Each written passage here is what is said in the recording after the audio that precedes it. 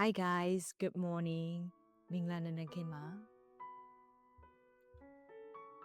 နေ့တနေ့ပြန်စပြီဆိုတဲ့အခါကျတော့လဲအလုပ်တွေလဲအစပြန်စလို့ရတာပေါ့နော်ငမိုးလင်းပြီဆိုရင်အဲ့ဒီရှုခင်းလေးပေါ့ပရင်းပေါင်နာနဲ့ချီပြီးတော့အပင်လေးလှလှလေးကြည့်ရတာလေစိတ်ချမ်းသာစရာပြီးရင်တော့ပြန်လာတဲ့တော့တိုက်ပြီးလို့ရှိရင်လက်စာပစ္စည်းလေးပေါ့နော်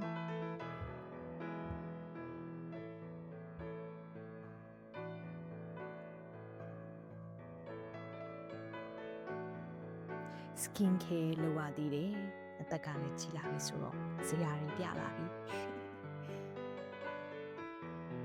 ပြင်တော့ဖျားရှိခိုးတယ်တောက်တော်ရင်ချင်းကတ်တယ်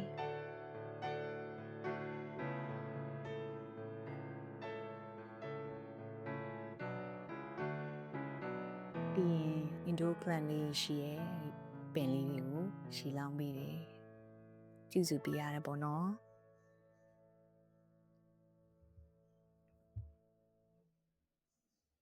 ပြီးရင်တော့မနက်စာအတွက် coffee လုပ်မယ်ပေါ့နော်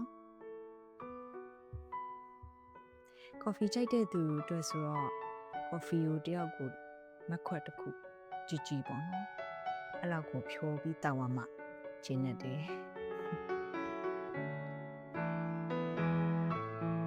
ပြီးရင်တော့နောက်ထပ်ဘေကန်လုပ်မယ်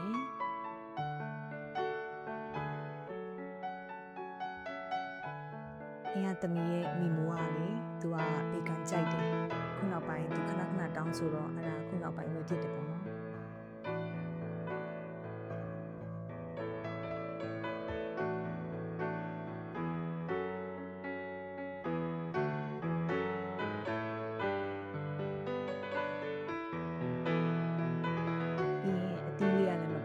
ဆိုတော့ဖရဲသီးလေးဝယ်ထားတယ်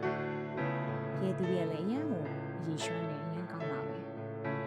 တာဒါပြီးရင်ခုနကြော်ထားတဲ့ဘေကန်လေးရပြီ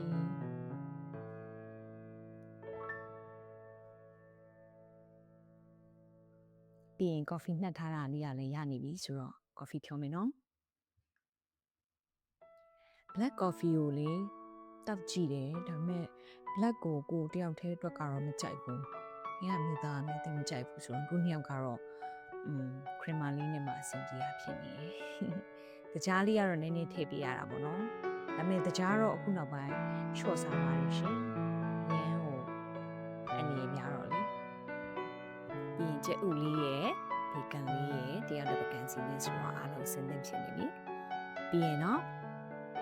မိမို့အတွက်ကိုပြင်ဆင်ပါမယ်။သူက mac and cheese ကြိုက်တယ်လေ။ mac and cheese မှာသူ6မိနစ်လောက်ပေါ့နော်။ရှီလေးနည်းနည်းထည့်ပြီးတော့ပြုတ်အောင်လုပ်တယ်။အခုရသွားပြီ။ပြီးရင်သူရှိမှာပါတဲ့ cheese အနှစ်ထုတ်ကလေးကိုပေါက်ပြီးတော့ထည့်ပြီးဝေပေးလိုက်ပါတယ်။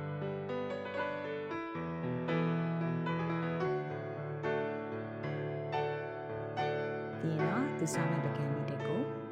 ရောထည့်ပေးလိုက်ပြီးတာဒါသူကမသိဘူးတော့ကြိုက်တယ်ပြီးရင်သူတောင်းနေကြတင်းချင်းလေးလည်းရှိတယ် SpongeBob ဆိုတဲ့ဟာလေးပေါ့နော်အဲ့ဒါလေးရယ်အသီးလေးရယ်ဘေကန်ရယ် mac and cheese ရယ်တာဒါဒါလေးရတာမီမိုပါ bye bye